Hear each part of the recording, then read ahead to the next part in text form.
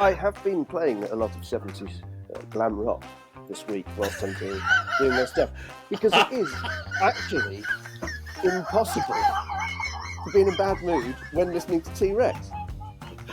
Suddenly I've got this is more about me than you. Okay, it's just suddenly I've got an image of you with sort of knee-length, high-heeled, glittery boots on under the desk. Yeah, this is why I'm not raising my legs this week, Scott.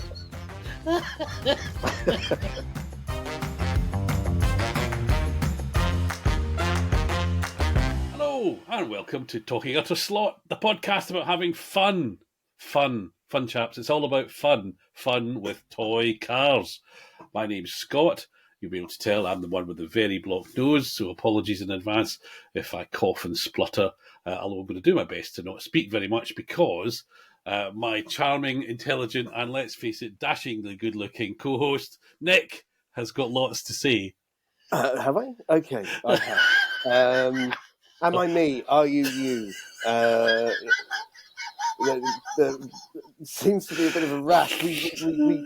We're multiplying, Scott. There's more of us than there were 2 weeks ago.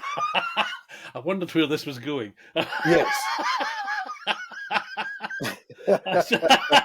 I should say we're talking in highly metaphorical sense here.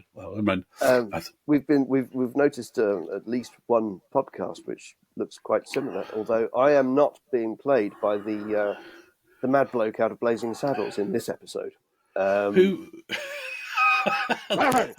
That's a shame. Because I think one of the unique and entertaining aspects of Talking Utter Slot is you occasionally, and let's put it bluntly, involuntarily dropping into character and going off on one. So that's always quite good. No, which begs the question: when they make the movie, or in fact the Apple multi-part series of Talking Utter Slot, who do you want to play you? Pedro.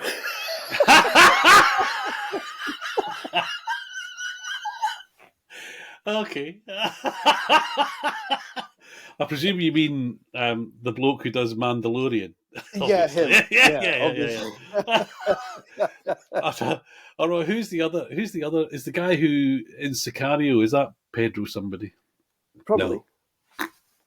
Anyway, popular culture. And if it's less than 50 years old, forget it. And it's not about cars. You're not interested. Yeah. Well, I have been playing a lot of 70s glam rock this week whilst I'm doing my stuff, because it is actually impossible to be in a bad mood when listening to T-Rex. Suddenly I've got this is more about me than you. Okay, it's just suddenly I've got an image of you with sort of knee-length, high-heeled, glittery boots on under the desk.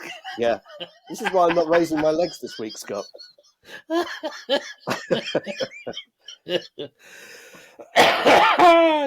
right. They are ruby red glittery boots on. And why you've been looking a lot? Actually, do you know that's not because I bought an Adam and the Ants best of CD the other week, which isn't quite glam rock, is it? It's sort of it was kind of noise. Well, you see, that's the difference between us. To me, the 1980s are not that long ago. Well, they don't seem it. I've been watching, as you know, I've not been well, so I've been sitting in the chair, lying on the couch, watching telly, and I've discovered For All Mankind, which, for those who don't know, is a alternative history that if the Russians landed first on the moon and America tried to respond. So it starts effectively in 1969 when the Americans get beat to the moon and then goes on. And so it's alternative 70s and then alternative 80s. So the series 2 was set in the 80s. And whereas the first one I'm watching thinking, oh, they've really captured the period of the 70s, the dress, the way people wear, the cars, everything. And I was halfway through this one thinking, oh, they've not done such a good job with this. This doesn't look... And I'm thinking, no, that's because I think the 80s are still quite recent. They've done a really good job of capturing the 80s. Anyway, let's go back to you listening to T-Rex. What were you doing and while you were Slade listening? and the What were you, Sweet. my, I'm just sort of stomping around. No, I've been building my matched pair of Ford Escort RS2000s, amongst other things. I've just basically a lot of my projects that I've got left are from that period. So, for example, the Life on Mars TV show, which was obviously a pastiche of 70s cop shows. They drive around in a four-door bronze Cortina Mark III, which this is going to be the car that Gene Hunt drives. And what's he yeah, having? What's he having for dinner? he's having oops. Did I tell you? 1973. After you did this, and months ago you did that impersonation on the show, I found myself buying tins of spaghetti hoops. So, it's proof positive that this show has a deep influence on people's buying behaviour. Just saying, in case anybody's listening.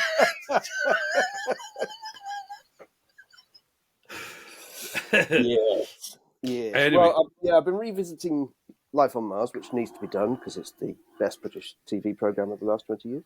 So on a regular basis, just go back and rewatch from the start. It's all very lovely. And yeah, so my two Escorts are from the 1974 Avon Motor Tour of Britain.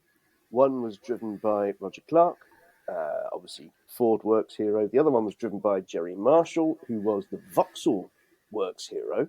But because Vauxhall decided to use its rallymen to do the Tour of Britain, and Jerry was free agent, so he went to Ford as a bit of a to his employers. If you don't want me, Ford will take me. We should explain to non-British listeners, shouldn't we, that Vauxhall is General Motors. So exactly. this is the local play out of that global conflict between Ford and GM that typified a lot of this. It's Holden and Ford. It's Chevy and Ford, and in this country, it was Vauxhall and Ford. And so Big Jerry, circuit racer, sideways merchant par excellence. Teamed up with Roger Clark, matching pair of Ford Escorts. And the Tour of Britain was 1,000 miles with rally stages and races all around the mainland of Britain. And they came first and second, as I understand it from Jerry's son, Gregor. Hello, Gregor. Anytime Jerry gets mentioned on the internet, Gregor's there. Bless him. Apparently on the last race, which was held at night, the two were very equally tied. Jerry did very well on the rally stages. Roger did very well going sideways and throwing stones up as often as possible. So they were run nose to tail like Fangio and Moss. But unlike Fangio, Roger would throw the thing sideways and chuck as much grit backwards behind him as he possibly could. And they ran out of windscreens to replace on Jerry's car. Because Teammates, that's just how it was. Yeah, exactly. Mm-hmm. So, and on the last race, it was at night, and Jerry was in front, and Roger turned his headlights off and got past him because Jerry slowed down, thinking, "Oh, he's gone off, brilliant." And then suddenly the lights came back on again, and Roger was past him because that's just great. The whole thing was just great. So I've decided I had these two kits, the Airfix 132nd Mark 1 Escort. It didn't have the big flared arches on it like the rally cars and race cars did. It was for production saloons. And so, that was that. They're nearly done, and I'm hoping to get them done for tomorrow, which is Wednesday, which is our regular club night. But we also have the mighty Jason Fong joining us. Jason is the best, I think, most stylish motorsport photographer working at the moment. He works for a number of the glossies, and we've got this feature in Motorsport magazine, which is pretty much done. Just got one person left to interview, and I'm looking at him. No, it's Mark Boland, don't worry. And I'll get my feather boa out. So tell me, Mark, did you really dance out of the womb?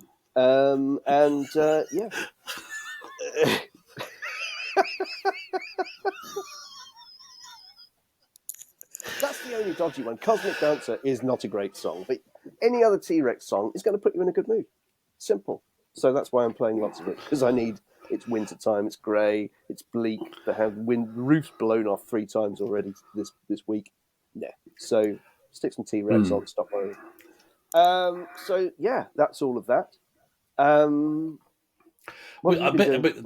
What have you been teasing in plastic around your chat this week? Actually, very little. Actually, as a measure, for those who are not in the UK, we had a bit of a cold snap, which was very chilly, and then that was followed up with a bit of a windy bit, wasn't it? So, milder. Anyway, the net result was that it was rather too cold to go and play in the slot shed for any length of time. But literally just before New Year, I had succumbed to my purchasing impulses and bought another SCX Lancia Delta. Use of the word other. I don't know, actually. That's a genuine answer because I haven't lined them all up. But and the reason I bought another one was that Hobby Classic in Spain had commissioned a run of Marlboro liveried ones. And at first I went, yeah, I don't need that. And then it was, yeah, I don't need that. Anyway, in the wee small hours of that quiet time between Christmas and New Year, I thought, oh yeah, I do. So I ordered it and then immediately went into panic. I thought, oh, it's got to come from Spain. I'm not used to ordering stuff from Spain. So the short version of the story is I then looked inside the parcel delivery box on a kind of twice daily basis for them. Oh, it'll be here by now. It'll be here by now. It'll be here. So it got to kind of the middle of January and I'm going, maybe it should be here by now. Looked up the parcel tracker and it kind of went quiet at New Year's Day, just sort of said no. So hats off to Hobby Classic. I messaged them in English because I don't speak Spanish. And I got a great message back saying, I'll look into that. I'm not in the shop at the minute. This is all in English. And then actually within 5 minutes, here's something wrong with the number. Here's the thing. That's the right tracker. Everything's okay, which was very reassuring. And then literally 5 or 6 days ago, the car arrived. But by that time, I was come down with the plague, the worst illness ever endured by a man who survived, otherwise known as a cold. And so I thought, I don't feel good. So I didn't even undo the box for a day, and I didn't take the car out to the track. So having waxed lyrical, I'm now going to hold it up to the camera as best I can for those who can see what I'm describing. So if you know what a Lancia Delta rally car looks like, and you can imagine 80s classic Marlboro livery as per McLaren, in fact, every branch of motorsport. So you know pretty much what it looks like. But what's great about this especially is that they've made and added cooling discs to the front wheels, which they ran on tarmac stages. Now, I think, unfortunately, my camera is not up to the task of showing those. So it's got a little sort of like Boadicea's chariot, it's got slightly extensions to the front wheels, which just look sexier than a sexy thing with those lovely arches just bulging out over it. So that's been the only slot car purchase this year, technically, because I paid for it on the 27th or something, so it might not, but it arrived this year. So I'm delighted. Eventually felt well enough and the temperature had risen enough that I could go out, switch the track on, give it a few laps. So great. So yes, expect a lineup of Lancia Deltas to feature in some photography shortly. Nice. I had a box arrive too, which I wasn't expecting because I hadn't bought anything, and which is fair assumption. I'm not going to get a box today. I haven't bought anything, but this arrived. It's a tool. Is it a sonic screwdriver? Sadly, it's not sonic. It's from Lawrence, basically. Lawrence bought 2 of these because they were exceptionally well priced. Well, I think he bought 3 because he sent one to his son to diddle with his slot cars whilst he's at university. He's in his final year, and he's just encouraging him to totally break away from his studies and start twiddling with bits of his slot cars. It's apparently top fathering, I think. Yeah. They only work, or I think they only work, on Avant slot. It doesn't fit anything. I've not found anything that it goes into yet, but it's cool, which is nice. Do Avant slot use unique screw heads or something? I don't know. I think it's triangular. Okay. Varifocals are not quite picking out the shape. But I have tried it on numerous grub screws. It doesn't fit any of them. So at some point, this is going to be really, really useful. When that time comes, I shall be thrilled. And is it a bit like some sort? This it feels like a quest. You've now got the key, and you just have to find the lock Exactly. to which Yeah. when that actually fits in, then also the universe will be saved. Yeah, but it was a very kind thought, and it's a lovely, it's beautifully engineered, it's well weighted, it's lovely. But yeah, do I get this? just I need get the to. sense there's a whole set of them. So actually what he's done is he's now spiked your, because let's face it, you do have a bit of a collecting genetic impulse, don't you? Sort of, if there's a few of something, you really want them all. So Yeah, there probably is a whole range of he says, slightly looking obscure. at his Ford Sierras. Yes, yeah.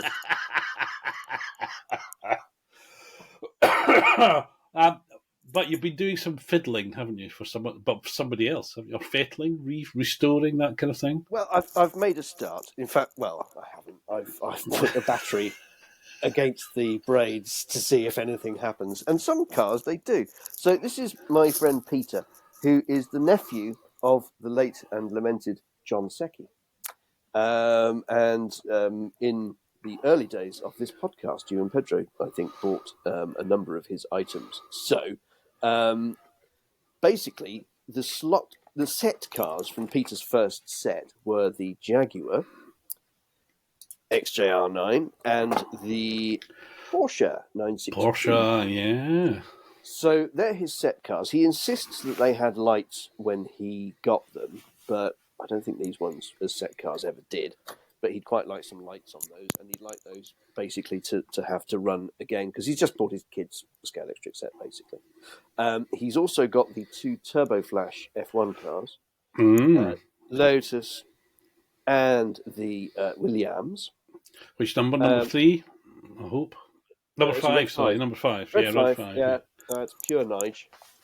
And then he's got these two Ferraris.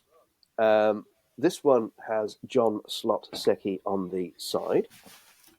Which motor in it? Because that's technically an SCX car, but Scalextric did sell them. Yeah, it's the Scalextric one. It's got the Ritchie in it. And so that's clearly one of John's old cars, which he gave to his nephew. And at some point, Peter's done really well here, because that's a proper decal saying, and it's white and printed off at some point in the early 90s, supplied by Pete's Awesome Products. So well done, Peter. And then he's got this one, which is actually, look at that. Look at the wheels. Can you tell me what the wheels are? Those listening on Sportify and other things, I can tell you that the wheels are gold, and they have a crosshatch pattern because they're off an MG Maestro. Ah, fantastic. Hot cross bun. We've got a Ferrari F187 covered in all sorts of different branding. It's got Total, Texaco, Champion, Dunlop, more Dunlop, and another John Slot Secchi name tag on the rear wing. So Pete's basically said, look, can you restore my set cars, the Jag and the Porsche, so that the kids can blat those around? Because Peter's company works in Formula One, he wants his Formula Ones, the Lotus and the Williams, restored. And then he said, well, you can keep the Ferraris or do whatever you want. Actually, I'm going to turn these two duffers into one and keep John Slot Secchi's branding on there. And, Peter can drive it if he wants, or he can just put it on display as a memento of his late uncle, who inspired him to be a slot racer. So that's the plan for those anyway. Yeah. So at some point you can see Peter knocked the roll hoop off one of the Ferraris, and he stuck it on with polystyrene cement, which of course melts plastic. So this one is one roll hoop is about 3 millimeters lower than the other one, because the polystyrene cement melted it a little bit. But I think there's potential here. I mean, if I was at a swap meet, I wouldn't look at them twice. But, this is a mate's old things, and you try and look after them for him. And if he said to me, do you know what, I'd quite like to have a look at these and get them going again. So, yeah, I'm happy to do that.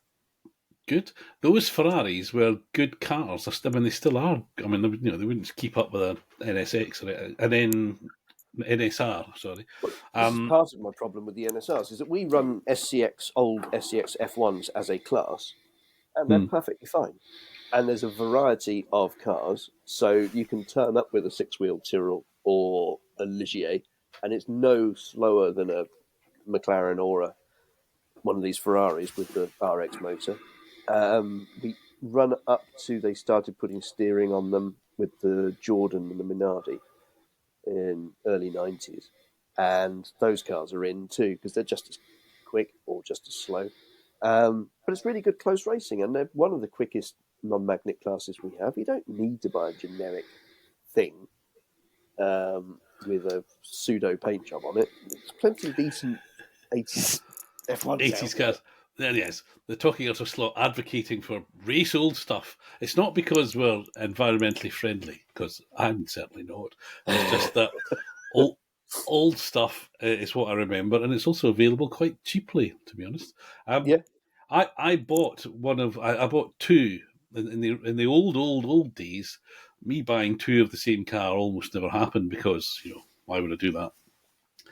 But there was a thing in Triple C magazine, Car and Car Conversions, which a certain portion of our British audience of a certain age will all suddenly be going misty-eyed at just the mention of it. And to paint a picture for others, it covered. It quite liked rallying and that sort of thing.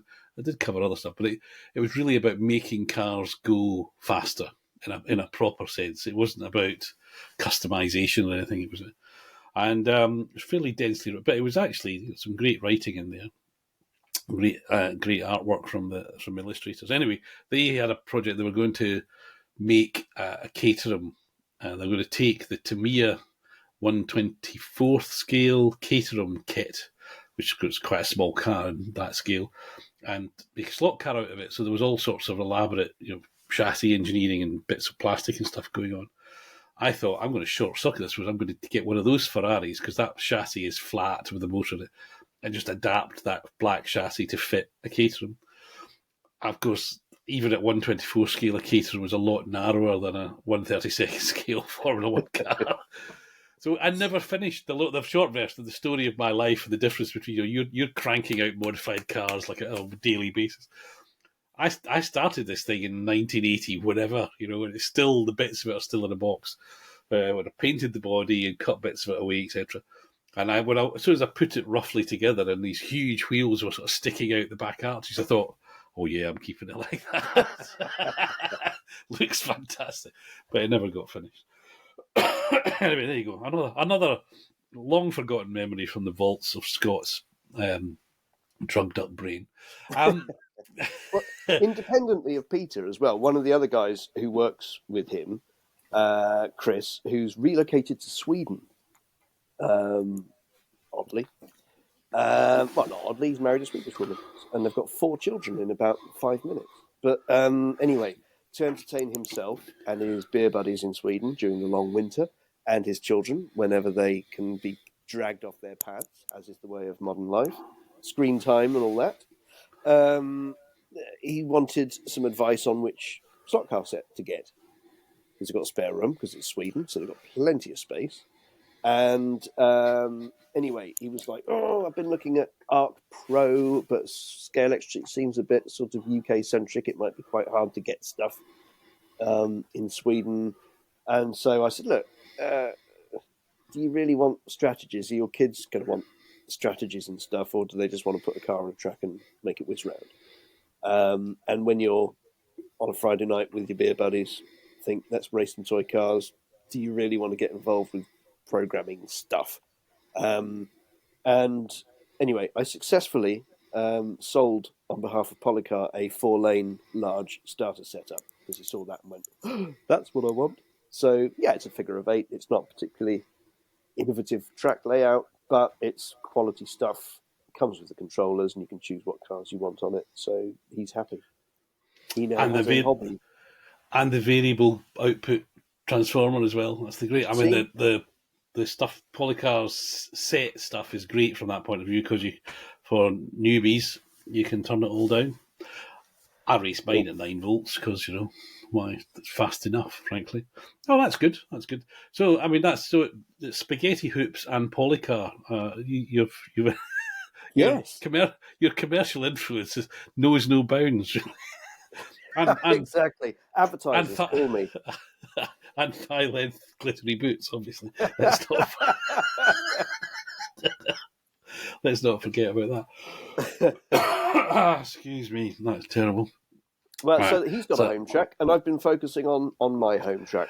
So tell us, I was because you've talked about the home track for some time, and I was very excited because you sent me a picture in Messenger of a track with a daughter at first it was just the track, which was exciting enough, and then getting the family to play along. That's amazing. Yeah, well, as eagle-eared listeners will remember from Swindon, I bought the kids a scalextric Bugatti Veyron each. Hetty's one she's desperate to customise, obviously. So it's going to have dragons and kittens on it. There's a livery nobody's thought of before. The dragon kitten Bugatti. I'm sure in some of the more obscure corners of the Japanese saloon championship. Although that in IMSA and WEC, so they've been running a Porsche in a dinosaur livery last year, very green with big teeth. Right, it's called Rexy, and Rexy is back this year, and it's got a running mate in the LMP2 class, which of course could be modelled by Polycar slotted. Which is a purple one, which is a dragon, and I think he's been called Spike. So it. So actually, your daughter's, she's right on point, rightly. Fair enough. Well, I mean, I've got lots of track because I did a stage for Farnham's round of, which I'm not going to mention because I don't want people to get drunk. It's okay. We're 26 minutes in. Well, at the time of recording, if I edit this brutally, it might be only 5 minutes. So I had the old Seaside stage, and then the track just appears, doesn't it? I think I picked up a box from somebody that came over to the old club and said, "Oh, I don't know if this is any use to anyone," and everyone went, "Track's not really worth anything. We've got enough." So I took it home. And then there's my Subaru set that I got just before Christmas. That has really nice shiny rails on it for stuff that's 30 years old. So all good. That's fine. And I've got an 8 by 6 space in the attic where I can put a track. And I was quite excited because, how much track can you fit in 8 by 6? But then I don't just want to put lots of track up there for no good reason. So it's got to be a bit of a test track for rally stages. It's got to be a bit scenic because my collection is TV shows, so it's got to look quite like a 70s, 80s TV show set. So I wanted a long straight to put some terraced houses on. I've got a loop for... I'm going to put a big picture of a gasometer behind it because every TV show needs a gasometer involved. I think because I know you've developed. I think if you source your terraced houses and your pubs and other street decoration from those mad chaps at Magnetic Racing, I suspect that when they hear that you'd like a gasometer, that they would probably end up making one. Because it is straight. I'm not trying to put them on any sort of hook at all. Not far from. I just get the sense that they're a bit like you. They're going, "That's a good idea. Let's go and do that." so compared to the Ferris wheel and all the other things that they've created, a gasometer is probably relatively straightforward. Do we need to translate gasometer? Do we need to translate gasometer? Is that a terribly British thing? It's a global thing. So we've pretty much got rid of all of ours now, haven't we? But there's a few that have been converted into terribly impractical but expensive houses, isn't there? Of course. But so that's got to be there. I've got my wooden buildings that my dad made. So there's a really nice farmhouse. There's an Art Deco cinema. and the Chester Rose. So the Chester Rose will be on the front straight. And also there's got to be access, because you've got to stand in there because you're in the attic. It's quite hard to move around. So if a car comes off, you need to be able to reach it. So it's kind of a U shape with two loops, basically. One is a tight loop using a crossover, because normally there's only going to be one car running, so it's not going to hit anyone. And that's in front of the gasometer. And on the other side, it's a bit more of a wiggly loop, which will be around the farmhouse. And then there will just be stuff of the era around the place. And I'm getting more tempted to a 132nd scale Harrier jump jet. That was a left turn I wasn't expecting. Well, which episode of which TV series was a Harrier jump jet suddenly appearing? Probably was one. Oh, yeah. And it's just a thing, isn't it? I mean, we are so limited today in terms of our expectations of the world. We don't have hovercraft to take us to France in 20 minutes with our cars. Yeah. We can go on the train, but it's a bit of a faff. A fleet of hovercrafts would sort all that out. We don't have any Harrier jump jets. In fact, I don't think we've got any jets at all, because we ordered them from President Bush when we were mates. F-35s, which never turned up, and when they do, they don't fly. So no. And then Concorde. We could get to New York before we'd even thought, let's go to New York. Can't do that anymore. So life has really slowed down compared to how it was 40 years ago. And I quite like how life was 40 years ago, so I'm going to put it all into an 8'6" space. This is interesting from a psychological point of view, yeah. As you know, I dabble in construction kits. I don't believe there's a 132nd scale Harrier. But, there is. Revel's done. Is there? Yeah. Okay. Well done. It's got about 8 pieces as well, because it's a really, really old kit. Okay, that's not so bad then. Excuse me, coughing. Oh, well, brilliant. I think it's going to be good. I look forward to the progress. Lots of progress pictures. You probably need to start a website. In fact, you probably need to start a YouTube channel. Yeah. Thing is, I've got to get the MDF or plywood, whichever's cheaper, to put down as the base, and then another sheet that's the same depth. This is how I did the rally track. Is I got plywood that was the same depth as scalextric track. Put the track on top of it, drew around it, and then took it to a man with a router or a bandsaw, whatever it was he used. This is my limit when it comes to tools, and I can't find a use for it. So,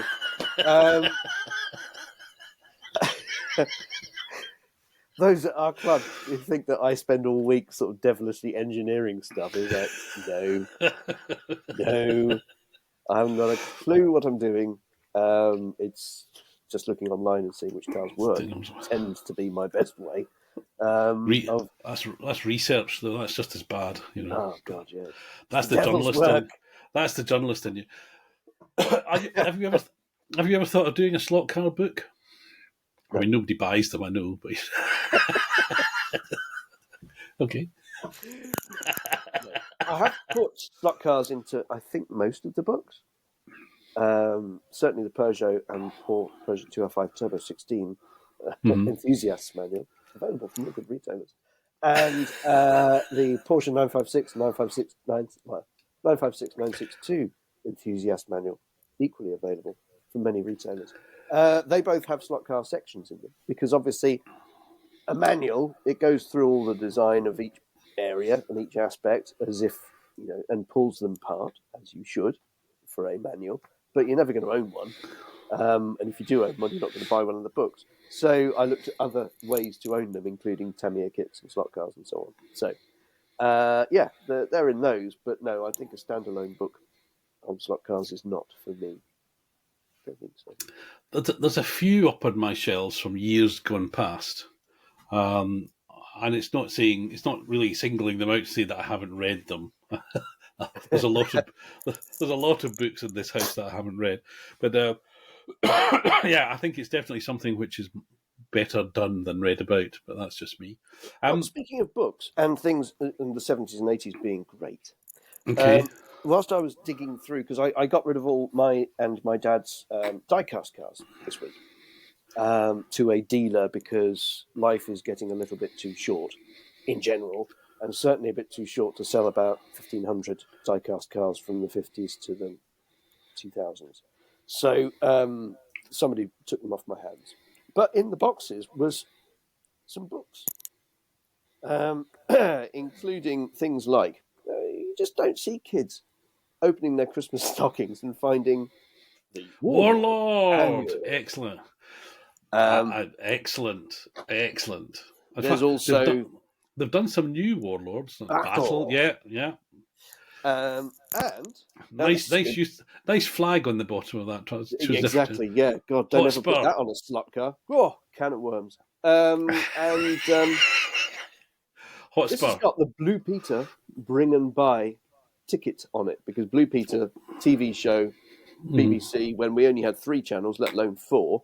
BBC was where children went to watch television when they got home from school. Blue Peter is the sort of current affairs, make stuff, do things show, still is on today. But they used to do bring and buy sales for that year's nominated charity. This one, I spent a whole 10 pence on for the Hotspur Book for Boys 1975. And it's a beauty. Has lots of people being coshed on every page. Excellent. Then the It Ain't Half Hot Mum annual. Wow, that's niche.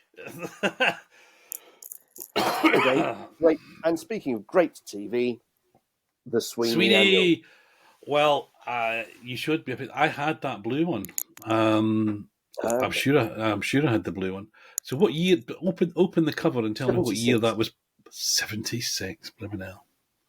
Now, there's that blue one is going to Alec, who is the font of all knowledge for all things Sweeney, and goes around finding the filming locations and does tours with his 4.3 TV forum group, and owns a Ford Consul GT or Granada, and knows the guy who owns the actual Sweeney Granada.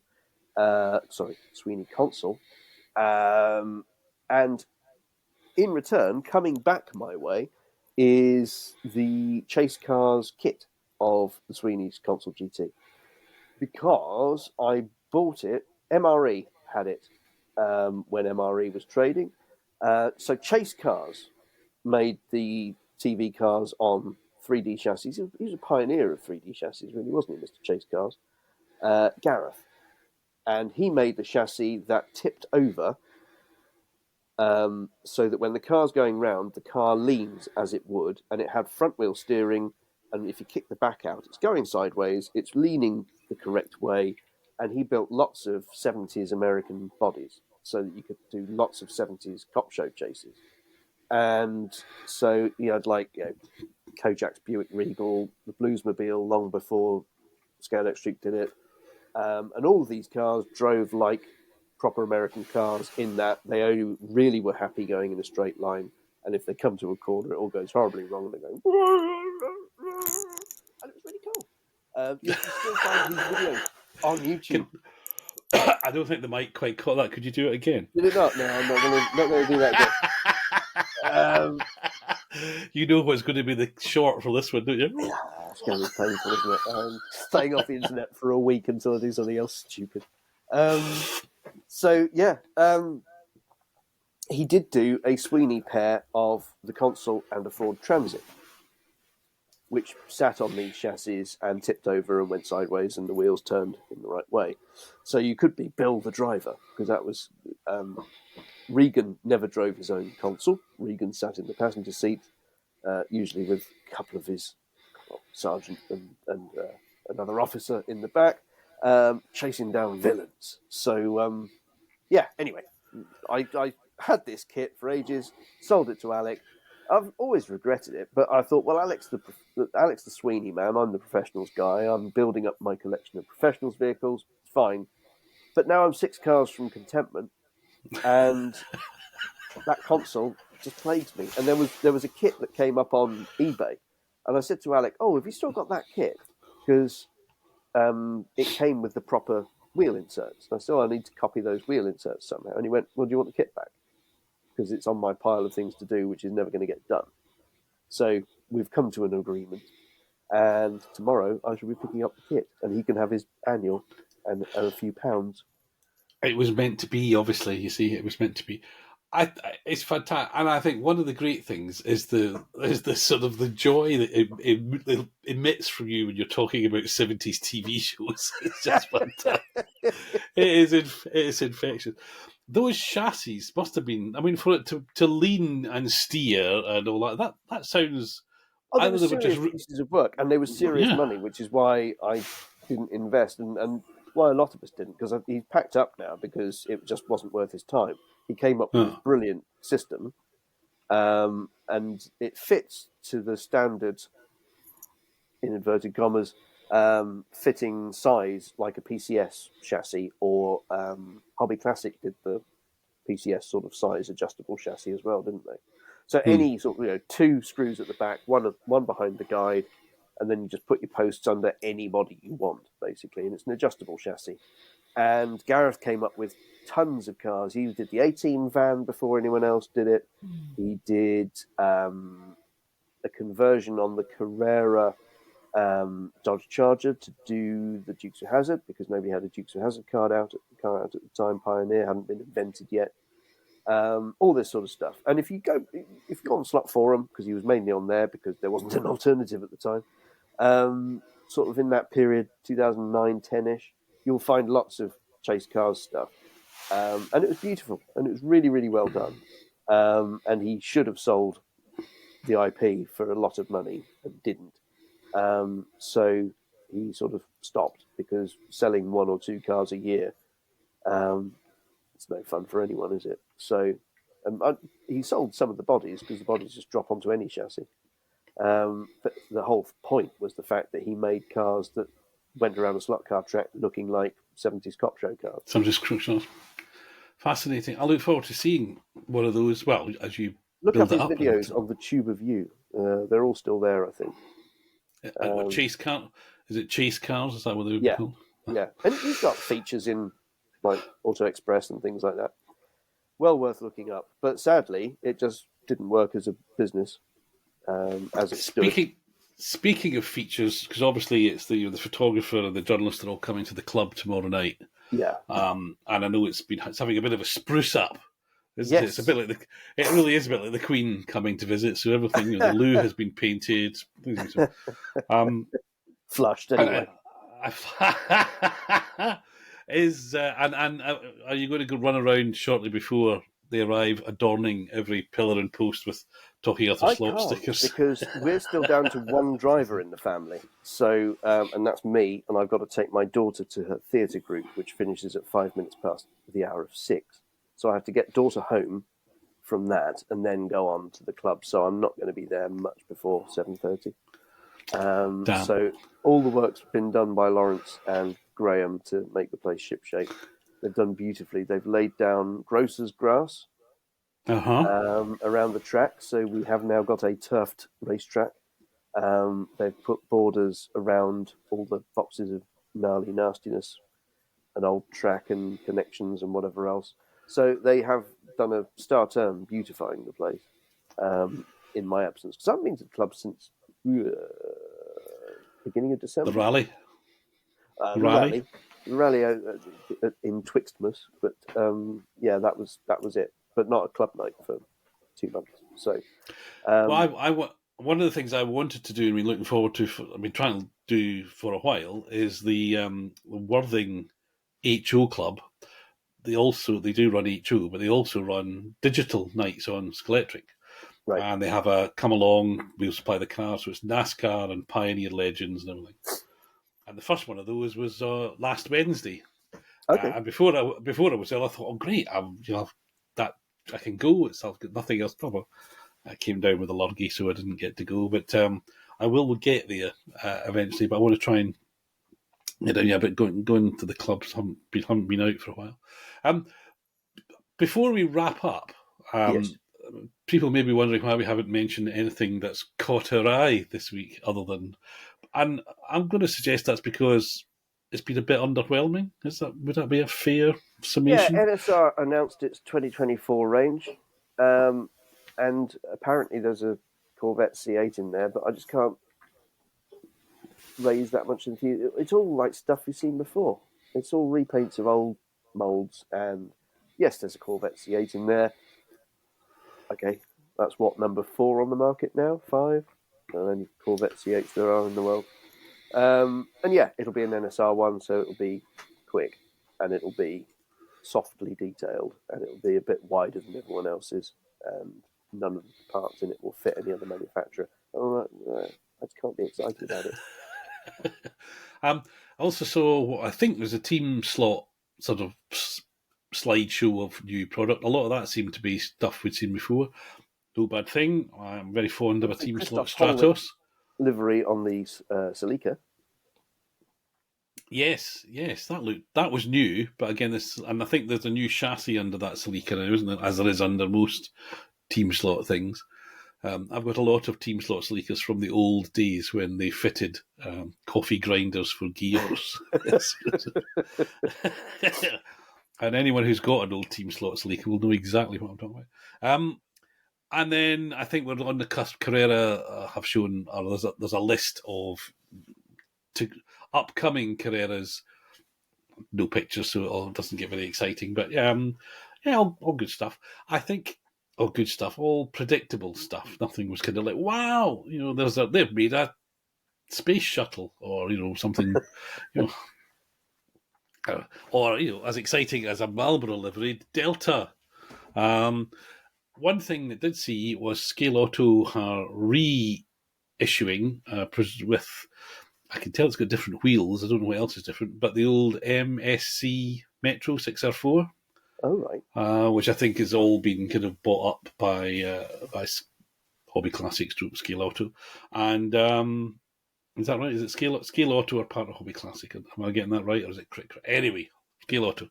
I'm full of things you don't want to talk about up my sinuses. So 6R4 Pond's the livery for the Pond car from 1985 RAC, which I think was done before, certainly done by Scalextric, I think.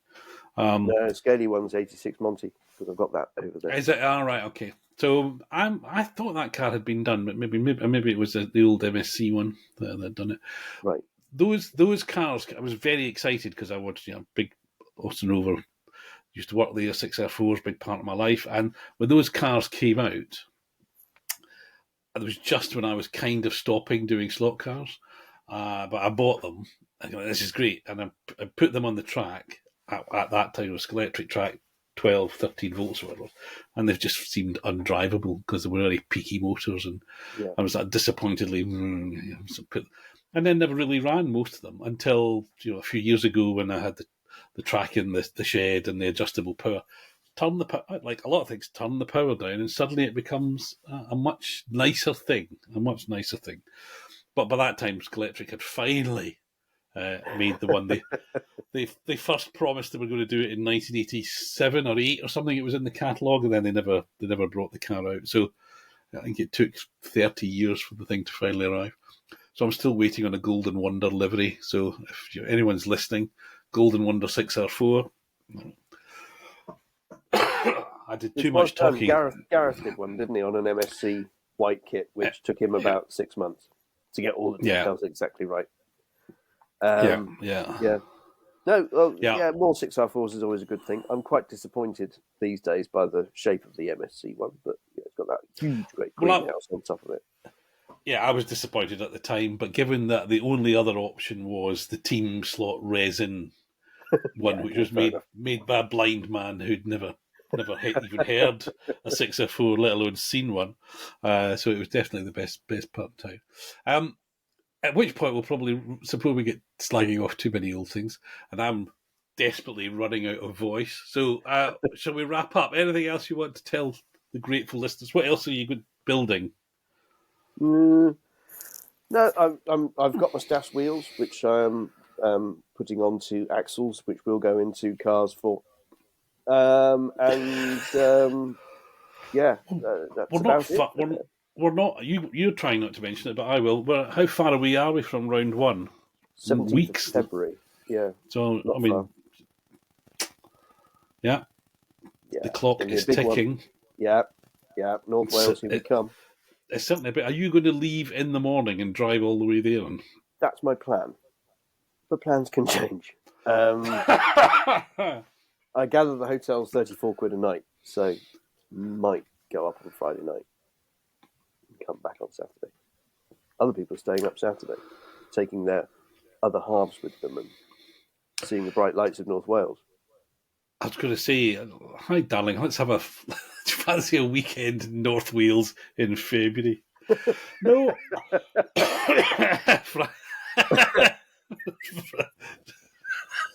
Yeah, so that's a good plan. Looking for a cheap divorce, really, isn't it? Well, right. It's real beautiful at any time of year. It's lovely. I mean, but it's I wouldn't drag anyone away there That's true. for a nice weekend away. But anyway, not in February. That's what I mean. It'll be dark, cold, and windy. Right. Now, before we started the show, I was in the middle of buying a slot car. I can confess, because literally I was sort of killing time before we started, and I suddenly came across a release that I was expecting is available in a local shop. And I added it to my basket. So it's the only reason I'm relatively relaxed. So I'm hoping that when I return to said basket, with an hour having passed, the car's still there. But I won't say what it is in case I miss out. So on that. Well, I'm going to do some shopping now too, because I will be 4 cars from Contentment next week, because I'm going to go to George Turner now and put in my order for 2. You can't get it's no. The name 6 Cars from Contentment is too good a title. You can never get there. You've always got to be 6 Cars from Contentment. I'm psyching myself up. That's why I'm wearing this fleece, this lovely dealer team Vauxhall fleece, because I will be. Are we talking? I'll see. The obvious answer question would be a Chevette, but I'm going to go Magnum.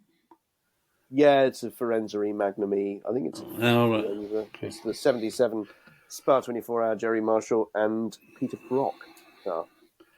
Wow. Again, another one to look forward to. Right, we'll say goodbye. I'll say thanks for listening, everybody. Thanks, everyone. Have a good week. Or 2, depending on when we come back. If we come back. Bye. Bye. Go.